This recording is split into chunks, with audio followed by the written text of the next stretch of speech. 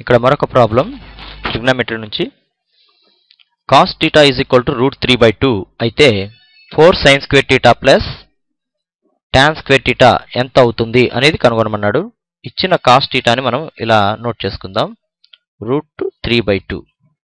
దీన్ని మనము cos 30 డిగ్రీలతో equal చేసి చూద్దాం. cos θ √3/2 అలాగే cos 30 డిగ్రీలు కూడా √3/2కు సమానం అవుతుంది. అంటే ఆటోమేటిక్గా cos θ cos 30 డిగ్రీలు అంటే cos తీసేస్తే θ అనేది 30 డిగ్రీలు అనే విలువ మనకు తెలుసుకున్నాం. ఇది కోసైన్ టేబుల్ నుంచి మనకి కనుగొనబడింది. దీని నుంచి మనం ఇప్పుడు కావాల్సిన లెక్కను తీసుకుందాం.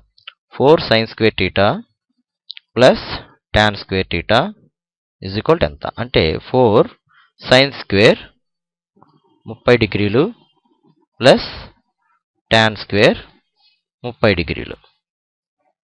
4 sin square 30 degrees is 1/2 whole square అవుతుంది. tan square 30 degrees అంటే 1/√3 whole square అవుతుంది. 4 ఇంటూ 1/2 స్క్వేర్ అంటే 4, 1/4 అవుతుంది.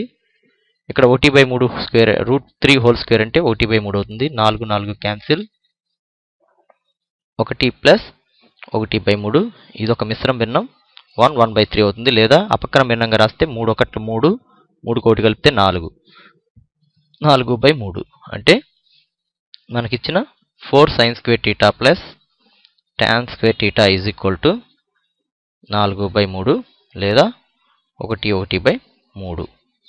వీటిలో మనకి సైన్ యొక్క విలువలు 0, 30, 45, 60, 90 డిగ్రీలు అలాగే కాస్, ట్యాన్ యొక్క విలువలు మనం బై హార్ట్ చేసి ఉండాలి. వాటిని బట్టి ఈ లెక్క చేయగలుగుతాం.